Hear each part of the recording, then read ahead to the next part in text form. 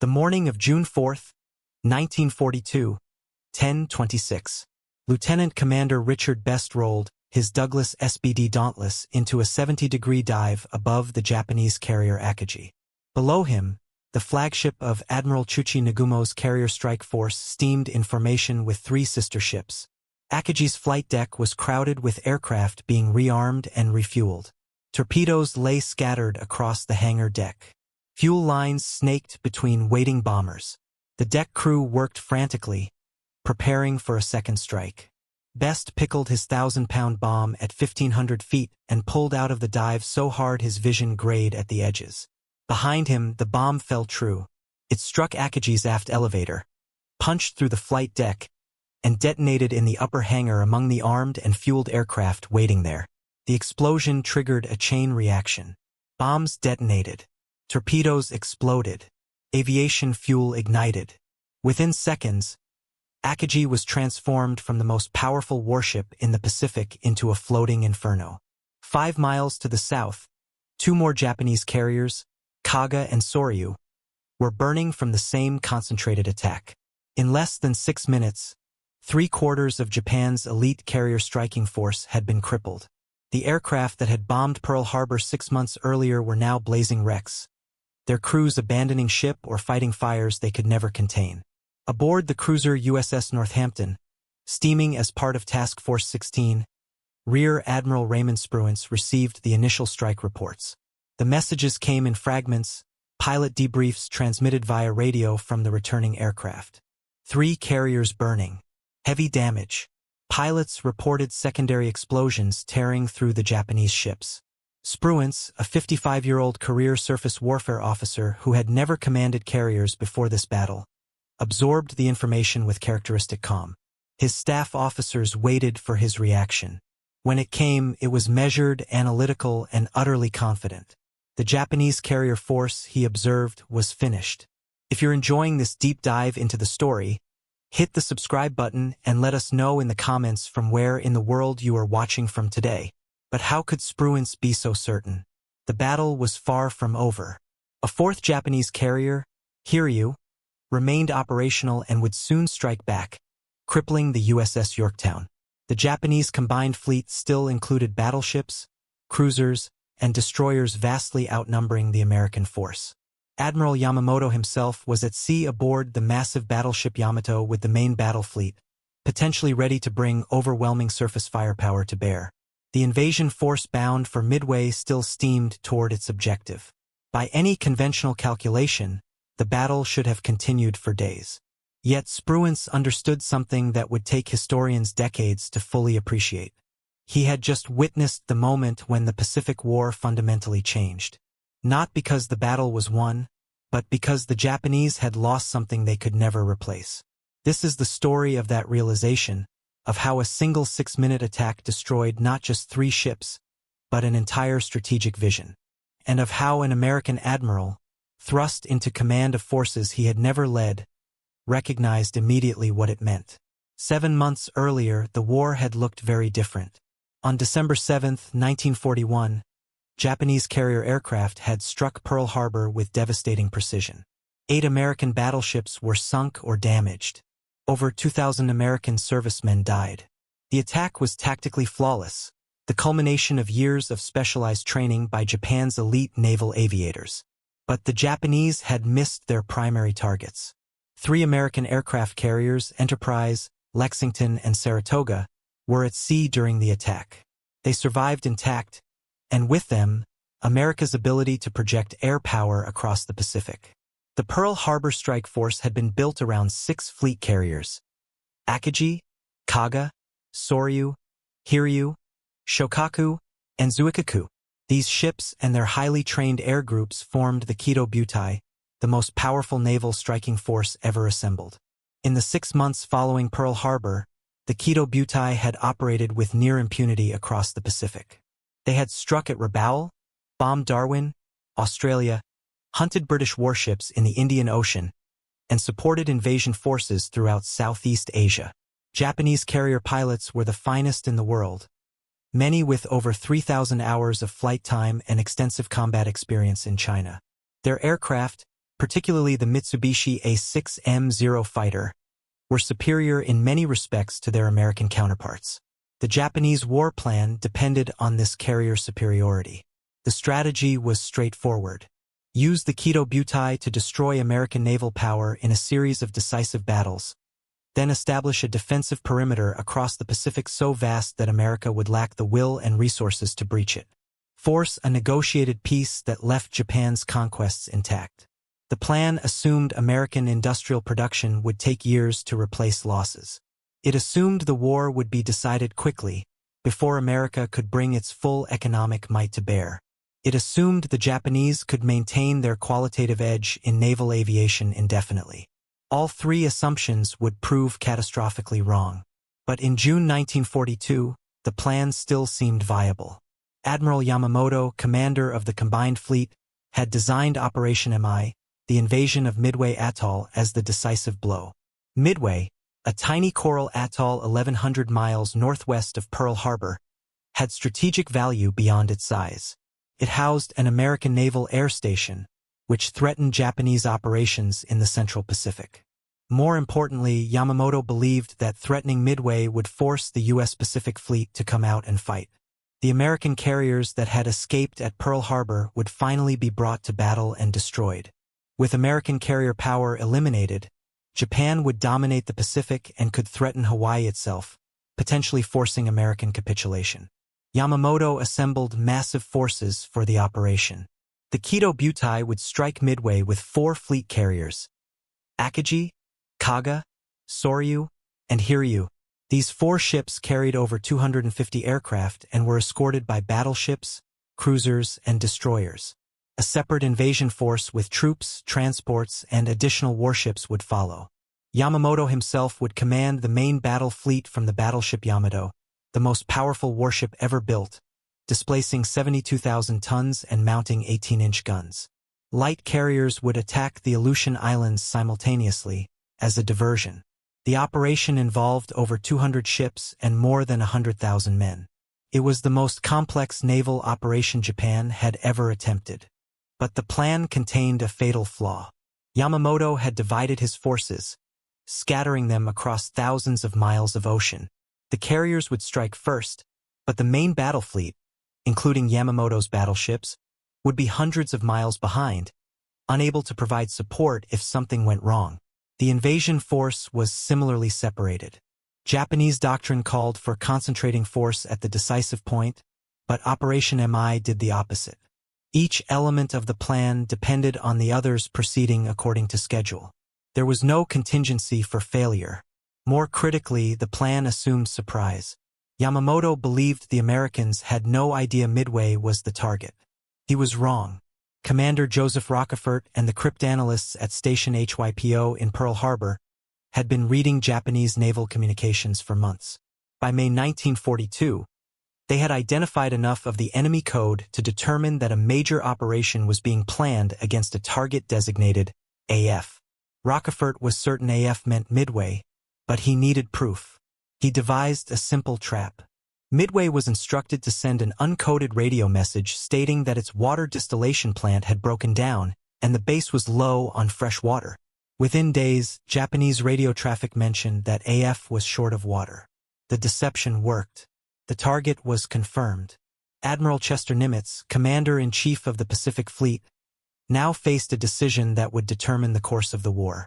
He had 3 aircraft carriers available: Enterprise, Hornet, and Yorktown. The Japanese were bringing at least 4, possibly 6. American pilots were less experienced than their Japanese counterparts. American torpedoes were notoriously unreliable. The Japanese had more aircraft, more ships, and a 6-month track record of virtually unbroken victory. Conventional wisdom suggested avoiding battle, preserving the carriers, trading space for time until American industrial production could shift the balance. But Nimitz saw an opportunity. For the first time, the Americans knew where and when the enemy would strike. They could position their forces in advance, ambush the attackers, and potentially inflict disproportionate losses. It was a calculated risk. If the gamble failed, the Pacific Fleet might be destroyed, leaving the West Coast vulnerable to attack. But if it succeeded, the Japanese advance might be stopped. Nimitz ordered his carriers to sea. Task Force 17 under Rear Admiral Frank Jack Fletcher, centered on USS Yorktown, and Task Force 16 under Rear Admiral Raymond Spruance, with Enterprise and Hornet, rendezvoused northeast of Midway at a position designated Point Luck. There they would wait, hidden from Japanese reconnaissance, ready to strike when the enemy carriers revealed their location. Fletcher, as the senior officer, would exercise tactical command of the combined force. Spruance would command Task Force 16 directly. Spruance's selection to command carriers was unusual. He was a cruiser admiral, a surface warfare specialist. He had never commanded a carrier task force. He had never directed carrier air operations in combat. His entire career had been in destroyers, cruisers, and staff assignments. But Vice Admiral William Halsey, who normally commanded Task Force 16, was hospitalized with severe dermatitis. Halsey could not put to sea. When asked to recommend a replacement, Halsey suggested Spruance without hesitation. Any man, Halsey said, who could keep his cruisers up with my carriers knows carrier tactics. Nimitz trusted Halsey's judgment and approved the appointment. Spruance brought distinct qualities to the role. He was methodical, analytical, a chess player who thought several moves ahead. His staff described him as having an electric brain, able to process complex tactical situations with remarkable clarity. Unlike Halsey, who was aggressive and intuitive, Spruance was careful and deliberate. He did not seek glory or take unnecessary risks. He studied problems, weighed options, and acted decisively once his mind was made up. These traits, so different from the stereotypical aggressive naval commander, would prove exactly what the situation required. On June 3, 1942, a Catalina patrol aircraft spotted the Japanese invasion force 600 miles southwest of Midway. The sighting confirmed that the operation was underway, but the main carrier striking force had not yet been located. Throughout the night, American aircraft attacked the invasion transports with minimal success. The Japanese carriers remained hidden somewhere to the northwest. Then, at 6:30 on the morning of June 4th, radar operators on Midway detected incoming aircraft. Moments later, Japanese bombers and fighters appeared overhead. The attack had begun. Lieutenant Colonel Harold Shannon, commanding the Marine garrison on Midway, had evacuated all aircraft before the attack. The Japanese bombers found empty revetments and dispersed facilities. They damaged buildings, fuel tanks, and the runway, but the base remained operational. More importantly, Midway's aircraft were already in the air, hunting for the Japanese fleet. At 7:05, a Catalina pilot radioed the electrifying message that everyone had been waiting for: carrier, bearing 320, distance 180. The Japanese carriers had been found. Fletcher and Spruance faced an immediate decision. Launch immediately or wait. The Japanese carriers were near the maximum range of American torpedo bombers. If they launched now, the aircraft might not have enough fuel to return. But waiting meant giving the Japanese time to recover their Midway strike force, rearm, and prepare for a second attack. Fletcher, aboard Yorktown, decided to wait until his position was more precisely known. Spruance, commanding Enterprise and Hornet, made a different calculation. His chief of staff, Captain Miles Browning, urged launching immediately. Browning argued that the Japanese would be vulnerable during the recovery and rearming period. Attack now before they could organize their defenses. Spruance agreed. At 7:02, Enterprise began launching aircraft. By 8:06, all of Task Force 16 strike aircraft were airborne. 51 dive bombers, 29 torpedo bombers, and 20 fighters climbed into the morning sky and turned northwest toward the enemy. They flew at different altitudes and speeds, the formations quickly losing cohesion. This lack of coordination, usually considered a tactical error, would prove fortuitous in ways no one could have predicted. The Japanese carriers were executing their own decisions. Vice Admiral Nagumo, commanding the Kido Butai, had launched his Midway strike at 4:30 that morning. By 7:15, those aircraft were returning and needed to land. But at 7:28, a Japanese scout plane had finally reported sighting American ships to the northeast. The report was frustratingly vague. 10 ships, apparently enemy. It did not mention carriers. Nagumo faced a dilemma. His second-wave aircraft were already on the hangar decks, armed with torpedoes and armor-piercing bombs for attacks on ships. Should he launch them immediately, or wait for confirmation that American carriers were present? At 7:45, the scout plane sent another message. Enemy ships are accompanied by what appears to be a carrier. The target Yamamoto had sought. But Nagumo's strike aircraft were not ready. The planes returning from Midway needed to land first. The fleet needed to maneuver into the wind for flight operations. The second-wave aircraft needed to be brought up from the hangars and spotted on the flight decks. Nagumo made the decision that would seal his fate. He would recover the Midway strike force first, then launch a properly coordinated attack against the American carriers. It seemed like the tactically sound choice. The returning aircraft were low on fuel. Ditching them would waste valuable pilots. Better to recover them quickly, rearm all aircraft with the proper ordnance, and launch a full, coordinated strike. But the decision required rearming the aircraft already on the hangar decks. Torpedoes and armor-piercing bombs designed for attacking ships needed to be swapped for high-explosive bombs suitable for attacking Midway again. The ordnance crews worked frantically, removing the ship attack weapons and stacking them along the hangar deck bulkheads, while the aircraft were rearmed for another land attack. Then, with the work nearly complete, Nagumo received confirmation. American carriers were definitely present. Change the ordnance back. Rearm everything for attacking ships.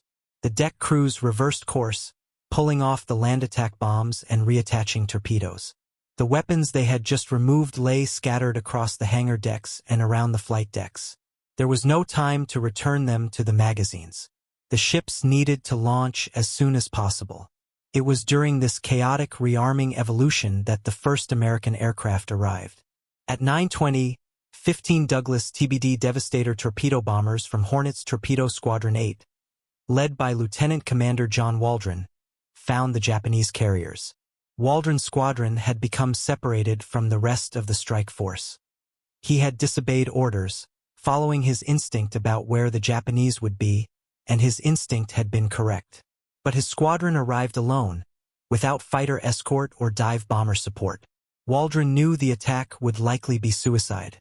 Before launching, he had told his men that if only one plane survived to deliver its torpedo, we will have done our job. Now, diving toward the massive Japanese fleet, that prediction proved grimly accurate. The Japanese Combat Air Patrol swarmed the Devastators. Zero fighters dove from altitude, their 20mm cannons tearing through the unescorted American planes. The Devastators flew at wave-top level, slow, vulnerable, making their torpedo runs. One by one, they were shot down. Flames engulfed aircraft. Pilots ditched into the ocean. Within minutes, all 15 Devastators were destroyed. Only one man, Ensign George Gay, survived, floating in the ocean and watching the battle unfold from the water. Not a single torpedo had struck its target. Minutes later, 14 more Devastators from Enterprise's Torpedo Squadron 6 arrived. They attacked without fighter cover. 10 were shot down. Then 12 Devastators from Yorktown's Torpedo Squadron 3 pressed their attack. 10 were destroyed. In less than an hour, 41 American torpedo bombers had been sent against the Japanese carriers. 35 had been shot down. 2 torpedoes had been launched successfully. Both missed or malfunctioned. The American torpedo attack had been a catastrophic failure. But it had accomplished something no one intended. It had pulled the Japanese fighter screen down to sea level, chasing the slow, low-flying torpedo planes. And it had forced the Japanese carriers to maneuver violently, breaking formation to evade torpedoes, delaying their strike launch even further. The Japanese were winning. Their fighters had slaughtered the American attackers. Their carriers were still intact, their aircraft nearly ready to launch. Nagumo's flagship, Akagi, had just completed rearming its strike aircraft. The deck crew was preparing to bring them up from the hangars and spot them for launch. Victory seemed moments away. Then the dive bombers arrived. Lieutenant Commander Wade McCluskey, leading Enterprise's air group, had been searching for the Japanese carriers for over an hour. He had flown to the coordinates where they should have been and found empty ocean. His fuel gauge showed he was nearing the point of no return. Continue searching and he might not have enough fuel to return to Enterprise. Turn back now and the carriers might never be found. McCluskey made the decision to continue. He spotted a lone Japanese destroyer, the Ayrshire, steaming northeast at high speed, trailing a brilliant white wake. The ship had been attacking an American submarine and was now racing to rejoin the main force. McCluskey followed its heading. At 10:20, McCluskey's dive bombers broke through the clouds and found the Japanese carriers directly below. The timing was perfect. The torpedo attacks had drawn the Japanese fighters to sea level. The carriers were in the middle of flight operations, their decks crowded with aircraft being spotted for launch. Torpedoes and bombs lay exposed on the flight decks and hangar decks. Fuel lines were connected. The ships were at their most vulnerable moment, and there were no Japanese fighters at altitude to interfere. McCluskey's squadron split to attack multiple targets. Lieutenant Richard Best, commanding Bombing Squadron 6, led his three-plane section against Akagi. Best could see that McCluskey's other squadrons were already diving on Kaga. One carrier was enough for them. He would take Akagi. Best rolled into his dive at 14,000 feet, the carrier growing larger in his sight. The anti-aircraft fire was intense, black puffs of smoke filling the sky, but he held his dive angle steady. At 1,500 feet, he released his bomb. It struck perfectly at the aft edge of the midship elevator. The 1,000-pound weapon punched through the flight deck and detonated in the upper hangar among the armed and fueled aircraft waiting there. The effect was apocalyptic. The bomb detonation triggered secondary explosions as torpedoes and bombs scattered across the hangar erupted. Aviation fuel ignited, spreading flames through the confined space. Within seconds, the fire reached the lower hangar, where more armed aircraft waited. More explosions followed. The blast wave blew out the sides of the hangar deck. Flames shot through the elevator openings onto the flight deck, incinerating deck crews. Men on fire threw themselves into the sea. The ship's firefighting systems were destroyed in the initial blast. There was no way to contain the fires. 5 miles south, Kaga was suffering the same fate. For bombs struck her flight deck in rapid succession. Each bomb detonated among the closely packed, fueled and armed aircraft. The resulting explosions tore through the ship.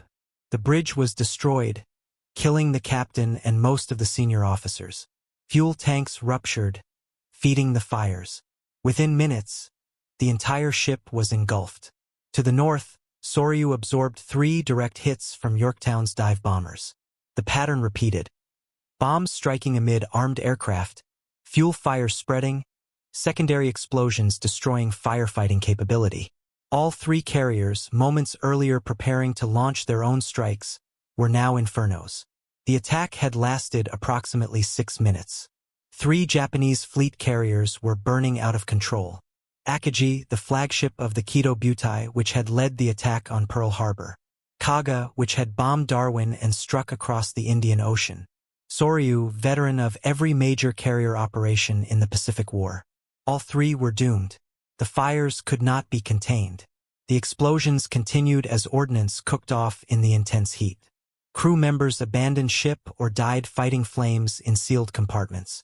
Captain Taijiro Aoki, commanding Akagi, remained aboard trying to save his ship until ordered to evacuate by Admiral Nagumo himself. Nagumo transferred his flag to the light cruiser Nagara, watching his flagship burn. The 4th Japanese carrier, Hiryu, operating separately to the north, had escaped the initial attack. Admiral Taman Yamaguchi, commanding Hiryu's carrier division, immediately ordered a counterstrike. Hiryu's aircraft attacked Yorktown shortly after noon, scoring 3 bomb hits that left the American carrier dead in the water. A second strike by torpedo bombers from Hiryu struck Yorktown again, tearing open her hull. The carrier would be abandoned. But American dive bombers from Enterprise and Yorktown tracked the Japanese attack planes back to Hiryu and struck in mid-afternoon. For bombs hit the Japanese carrier. She too burst into flames and was abandoned. By evening, All 4 Japanese carriers from the WWII lay burning or sinking. It was during the chaotic hours after the initial strike that Raymond Spruance demonstrated the qualities that would define his career. As reports came in from returning pilots, he absorbed each piece of information, updating his mental picture of the tactical situation. 3 enemy carriers burning. A 4th carrier still operational but now under attack.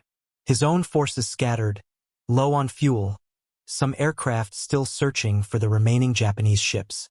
Spruance needed to make several critical decisions quickly, and each carried enormous consequences. First, should he pursue the remaining Japanese ships aggressively or withdraw to protect his carriers? Captain Miles Browning, his chief of staff, urged immediate pursuit. The Japanese were reeling. Press the attack, finish them off. But Spruance knew Admiral Yamamoto's main battle fleet, including the super battleship Yamato and numerous cruisers and destroyers, was somewhere to the west. If Spruance steamed directly toward the enemy, he might sail into a trap. His carriers would be vulnerable to night surface attack by Japanese battleships and cruisers equipped with superior optics and torpedoes. American carriers had no night fighting capability. A night surface engagement would be disastrous. Spruance made his decision. After recovering his aircraft, he would turn east, away from the Japanese, opening the range overnight. At midnight, he would reverse course and steam west again, arriving at the battle area at dawn ready to continue air operations. It was a cautious decision, and some historians would later criticize it as too conservative. But it was the correct decision. Yamamoto, hoping to draw American carriers into a night surface battle, was indeed steaming east with his battleships. When dawn arrived and the Americans were not where he expected, Yamamoto abandoned the operation and withdrew. Spruance's caution had denied the Japanese their last chance for a favorable engagement. But Spruance's most significant realization came during those first hours after the strike. As he reviewed the pilot reports, the damage assessments, the confirmation that 3 Japanese carriers were burning, he understood immediately what many would take longer to grasp. The battle was not just won, it was strategically decisive. Not because the Japanese had lost ships, they had lost carriers before and built more. But because they had lost something irreplaceable, the trained naval aviators who had begun the war. The Japanese aircraft burning on those carriers represented over 6 months of continuous combat operations. The pilots who went down with those ships had trained for years, many since the mid-1930s. They were graduates of rigorous flight schools, veterans of combat in China, specialists in carrier operations. Japan had no training pipeline that could replace them quickly. Before the war, Japanese naval aviation had maintained deliberately small, elite air groups. Quality over quantity. The pre-war training system produced perhaps 100 carrier pilots per year, all superbly trained. But there was no capacity to scale up rapidly. The schools, the instructors, the doctrine, everything was built for peacetime quality, not wartime attrition. When those carriers sank, they took their air groups with them. Over 200 aircraft were destroyed. But more critically, approximately 110 veteran pilots were killed. These losses represented a significant portion of Japan's frontline carrier aviation personnel. The remaining carriers, Shokaku and Zuikaku, which had missed Midway due to damage and losses from the Coral Sea battle, still had aircraft and pilots. New carriers were under construction. Japan could replace the ships, but replacing the pilots would take years, and Japan did not have years. The United States, by contrast, had built its training system for expansion. Before Pearl Harbor, American planners had anticipated a long war and designed training programs that could scale rapidly. By 1942, American flight schools were graduating thousands of pilots per year. These pilots were less experienced than their Japanese counterparts, but they were numerous, and the training pipeline continued expanding. American industrial capacity meant aircraft losses could be replaced in weeks. Carrier losses took longer, but the shipyards were building escorts and fleet carriers at an unprecedented pace. The Essex-class carriers, larger and more capable than anything Japan could construct, were already under construction and would begin entering service in 1943. Spruance understood these industrial and logistical realities. He had studied economics at the Naval War College. He knew production figures. He recognized that the war had shifted from a contest of tactical excellence to a contest of industrial capacity and logistical sustainability. The Japanese had bet everything on tactical superiority and short, decisive campaigns. That bet had just failed. The WWII, which had seemed invincible in December 1941, had been destroyed in 6 minutes above the Pacific. With it went Japan's ability to maintain the offensive. The strategic initiative had passed to the Americans, and the Japanese would never reclaim it. Between 9:30 and 1100 on the morning of June 4th, Spruance sent his first report to Admiral Nimitz at Pearl Harbor. The message was characteristically concise. Air groups from Task Forces 16 and 17 attacked carriers of enemy force consisting of probably 4 carriers, 2 battleships, 4 heavy cruisers, and 6 destroyers. All 4 carriers believed badly damaged. He concluded, "Our plane loss is heavy." The report was factual, understated, and revealed nothing of the sender's confidence. But in private conversations with his staff, Spruance was more direct. The Japanese carrier force, he told them, was finished. This assessment proved remarkably accurate. In the days following the battle, American submarines and aircraft pursued the retreating Japanese fleet. On June 5th at 4:50 in the morning, Admiral Yamamoto personally ordered Akagi scuttled. He said to his staff that he had once been Akagi's captain, and it was with heartfelt regret that he must now order her sunk. For Japanese destroyers fired torpedoes into the burning hulk. She sank bow first at 5:20. 267 crew members died, the fewest casualties of any Japanese carrier lost at Midway, because most had been evacuated before the scuttling. Kaga had already sunk on the evening of June 4th after burning for over 12 hours. Soryu went down on the same day, torpedoed by the American submarine Nautilus as Japanese ships attempted to take her in tow. Hiryu burned through the night and into the morning of June 5th before capsizing and sinking. Her crew had fought the fires for hours, but the damage was too extensive. The loss of 4 fleet carriers in a single battle was unprecedented in naval history. The Japanese had begun the Midway operation with the most powerful carrier striking force ever assembled. They ended it with none. Admiral Yamamoto was so shaken by the disaster that he reportedly considered going down with the ships himself, assuming responsibility for the defeat through ritual suicide. His staff convinced him that his experience was too valuable, that the Navy needed his leadership for the continuing war. He reluctantly agreed, but never recovered from the psychological blow. The offensive spirit that had driven Japanese strategy for 6 months was shattered. The battle continued for 2 more days as American aircraft hunted the retreating Japanese fleet. On June 6th, dive bombers from Enterprise and Hornet found and attacked the Japanese heavy cruisers Mogami and Mikuma, which had collided during a nighttime evasion maneuver and were limping westward. Mikuma was sunk. Mogami, despite catastrophic damage, survived and eventually reached Truk. The destruction of these ships demonstrated another shift in the battle. American pilots were becoming more aggressive, more confident. The psychological advantage Japan had enjoyed since Pearl Harbor was evaporating. Meanwhile, the Japanese submarine I-168 stalked the damaged Yorktown, which American crews were attempting to salvage. On June 6th, the submarine penetrated the destroyer screen and fired 4 torpedoes. 2 struck Yorktown. 1 hit the destroyer USS Hammond, which was providing power to the salvage operation. Hammond broke in half and sank immediately, killing 81 men. Yorktown, already mortally wounded, absorbed the additional damage but remained afloat through the night. At dawn on June 7th, she rolled over and sank. She was the only American carrier lost at Midway. Against this single loss, the Japanese had lost 4 fleet carriers, over 250 aircraft, and approximately 3,000 men, including irreplaceable veteran pilots. But the full impact of Midway extended far beyond ship losses. The battle revealed vulnerabilities in Japanese doctrine and equipment that would haunt them for the rest of the war. Japanese carriers, despite their striking power, could not absorb damage. Their damage control procedures were inadequate. They lacked effective compartmentalization. They stored aviation fuel and ordnance in ways that made catastrophic fires inevitable once the ship was penetrated. American carriers, by contrast, were built with survivability in mind. Yorktown had been bombed and torpedoed but remained afloat for days. When she finally sank, most of her crew had been safely evacuated.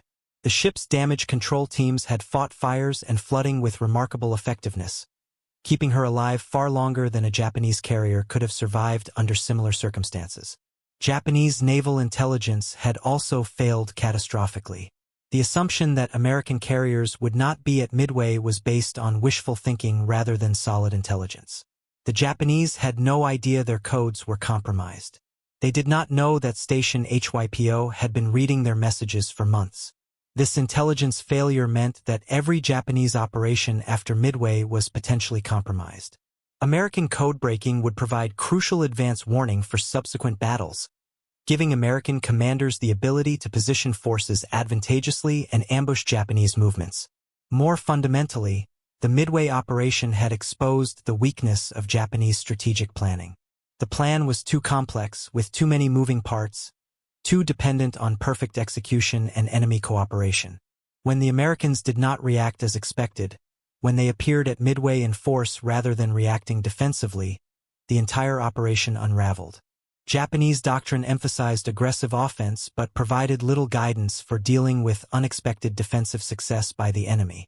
Once the carriers were lost, there was no contingency plan, no fallback position. Yamamoto simply withdrew, abandoning the invasion and returning to Japan in defeat. Admiral Nimitz, receiving Spruance's reports at Pearl Harbor, understood the magnitude of what had been achieved. He had gambled his 3 available carriers against a superior Japanese force and won decisively. The victory validated his decision to trust his intelligence officers, to position his forces based on code-breaking intelligence, to accept the risks of engaging a larger enemy fleet. In his official communiqué issued on June 6, Nimitz stated that through the skill and devotion to duty of their armed forces of all branches in the Midway area, citizens could now rejoice that a momentous victory was in the making. But even Nimitz, with all the information available to him, might not have fully grasped how completely the strategic situation had shifted. The Japanese would continue fighting for 3 more years. They would win tactical victories. They would sink American ships and kill American sailors. But after Midway, they were strategically defeated. The offensive capability that had carried them across the Pacific in 6 months was gone. The elite naval aviators who had begun the war were dead or scattered among depleted units. The replacement pilots, rushed through abbreviated training programs, would never match the skill of the pre-war generation. Meanwhile, American production accelerated. New carriers, new aircraft, new pilots flooded into the Pacific. The numerical advantage shifted inexorably toward the United States. If you find this story engaging, please take a moment to subscribe and enable notifications. It helps us continue producing in-depth content like this. Raymond Spruance's role in this transformation was both tactical and analytical. His decisions during the battle, particularly his refusal to pursue the Japanese fleet aggressively after dark, preserved American carrier strength for future operations. His calm demeanor under pressure steadied his staff and his commanders.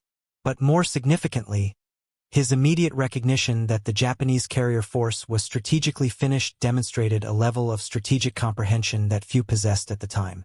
He did not need days of analysis to understand that the balance had shifted.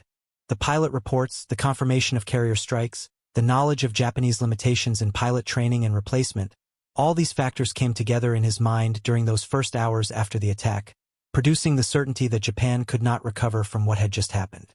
Immediately after the battle, Spruance was appointed Chief of Staff to Admiral Nimitz, serving in that capacity for 13 months. During this period, he became intimately familiar with Nimitz's strategic planning for the Central Pacific Campaign. He watched American industrial production shift the balance further. New Essex-class carriers entered service. New aircraft with improved performance replaced older models. The pilot training pipeline produced thousands of aviators. The infrastructure for sustained offensive operations across the Pacific was assembled.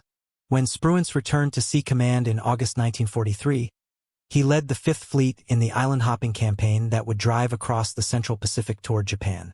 But what about the Japanese? How did they respond to the catastrophe at Midway? The answer reveals how completely Spruance's assessment had been correct. Japan never recovered its carrier aviation capability. In the months after Midway, the Japanese Navy scrambled to rebuild. New carriers were commissioned from converted passenger liners and merchant ships. Existing construction programs were accelerated. But the trained pilots could not be replaced at the necessary rate. The pre-war Japanese naval aviation system had been designed to produce a small number of highly trained pilots. Instructors, training aircraft, doctrine, everything was optimized for quality over quantity. Scaling up meant sacrificing quality, but quality was what had given Japanese naval aviation its edge. The replacement pilots rushed through abbreviated training were competent but not exceptional. They lacked the 1,000+ hours of peacetime training their predecessors had received. They had minimal combat experience. Most critically, they were thrown into combat against increasingly experienced American pilots flying increasingly capable aircraft. The Americans were improving. The Japanese were declining. The gap widened with each engagement. By 1944, Japanese naval aviation was a shadow of what it had been in 1941. Experienced pilots were dead or grounded by injuries. Replacement pilots lasted weeks in combat before being killed. The institutional knowledge that made pre-war Japanese naval aviation exceptional had been destroyed, and there was no way to rebuild it during wartime. The Japanese tried. They assembled new carrier groups. They developed new tactics. They built new aircraft types, some genuinely superior to American designs. But none of it compensated for the loss of trained pilots. In the Battle of the Philippine Sea in June 1944, Japanese carrier aircraft attacked American task forces in what became known as the Great Marianas Turkey Shoot. American fighters and anti-aircraft fire destroyed over 300 Japanese aircraft in a single day. American losses were approximately 30 aircraft. The battle was not even close. It was a massacre. The Japanese carriers survived that engagement only to be sunk days later by American submarines. The pattern established at Midway, American numerical and qualitative superiority grinding down Japanese forces, continued until Japan's carrier aviation ceased to exist as an effective fighting force. By October 1944, during the Battle of Leyte Gulf, the Japanese carrier force was reduced to a decoy role. Vice Admiral Jisaburo Ozawa commanded 4 aircraft carriers with only 116 aircraft among them, flown by pilots with minimal training and little fuel for practice. His mission was to lure American carriers away from the invasion beaches at Leyte so that Japanese surface forces could attack the landing fleet. The carriers were bait, sacrificial pieces in a desperate gamble. Ozawa succeeded in drawing away Admiral Halsey's Third Fleet, but the Japanese surface forces failed to exploit the opening. All 4 Japanese carriers were sunk. It was the last major carrier engagement of the war.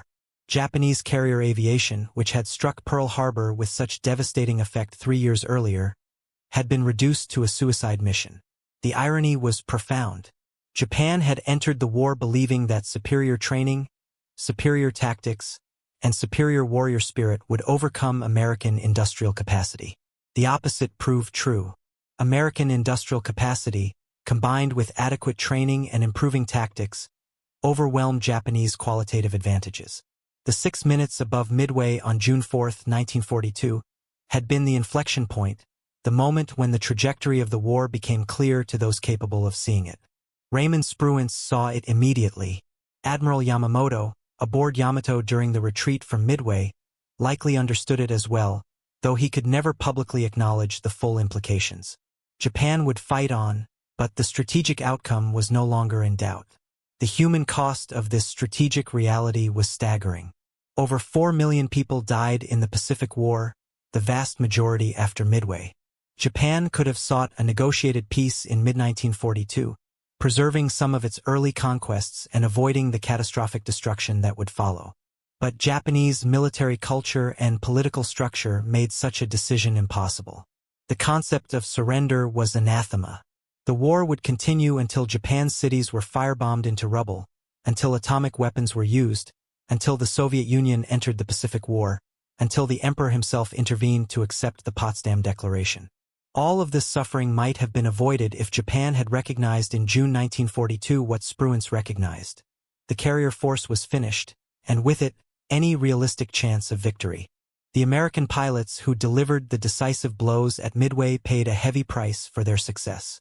Of the 41 torpedo bomber crews that attacked the Japanese carriers that morning, only 6 survived. Lieutenant Commander John Waldron of Torpedo Squadron 8 died, leading his men into the inferno of Japanese anti-aircraft fire. Ensign George Gay, the sole survivor of his squadron, floated in the ocean for hours watching the battle before being rescued. Lieutenant Commander Wade McCluskey, who led the dive bombers to their target, barely made it back to Enterprise, landing with his fuel tanks nearly empty. Lieutenant Richard Best, who delivered the bomb that crippled Akagi, inhaled caustic soda fumes from his oxygen system during the dive and developed tuberculosis from the exposure. He never flew combat again and spent months in hospitals recovering. These men, and hundreds like them, achieved one of the most decisive victories in naval history. They did so with obsolescent aircraft, unreliable torpedoes, and minimal combat experience. But they had 2 advantages their Japanese opponents lacked. They knew where the enemy would be, thanks to code-breaking intelligence, and they had leaders like Nimitz and Spruance who understood how to leverage that information into strategic advantage. The tactical execution was imperfect, the coordination poor, the losses heavy. But the strategic result was unambiguous. Japanese naval aviation had been dealt a blow from which it would never recover. Spruance went on to command American forces at some of the war's most significant engagements. He led the Fifth Fleet during the invasion of the Gilbert Islands in November 1943, the Marshall Islands in early 1944, and the Marianas in June 1944. At the Battle of the Philippine Sea, Spruance's conservative tactics frustrated some of his more aggressive subordinates who wanted to pursue the retreating Japanese fleet more aggressively.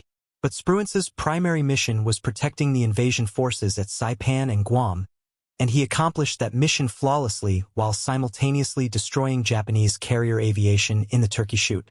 He commanded during the Iwo Jima and Okinawa invasions, overseeing the most massive amphibious operations in the Pacific. His steady hand, his analytical mind, and his refusal to take unnecessary risks made him one of the most effective American admirals of the war. Samuel Eliot Morison, the official U.S. Navy historian, described Spruance's performance at Midway as superb. Morison wrote that Spruance was calm, collected, decisive, yet receptive to advice, keeping in his mind the picture of widely disparate forces, yet boldly seizing every opening. Raymond Spruance emerged from the battle, Morison concluded, as one of the greatest admirals in American naval history. That assessment, made with the benefit of hindsight and access to all the records, matches what Spruance understood intuitively in those first hours after the strike on June 4th. The Japanese carrier force was finished. The war had turned. Everything that followed was consequence. The wreckage of those 4 Japanese carriers lay on the Pacific floor for 77 years before being rediscovered. In 2019, the research vessel Petrel, operating in the waters northwest of Midway, located Akagi sitting upright on the seafloor at a depth of over 17,000 feet. The ship's hull was intact, its flight deck collapsed inward, the evidence of catastrophic internal fires visible in the wreckage patterns. In subsequent surveys, the wrecks of Kaga, Soryu, and Hiryu were also located, all within a relatively small area, all showing similar damage patterns. These underwater archaeological sites are protected under international law as war graves, memorials to the thousands of Japanese sailors who went down with their ships.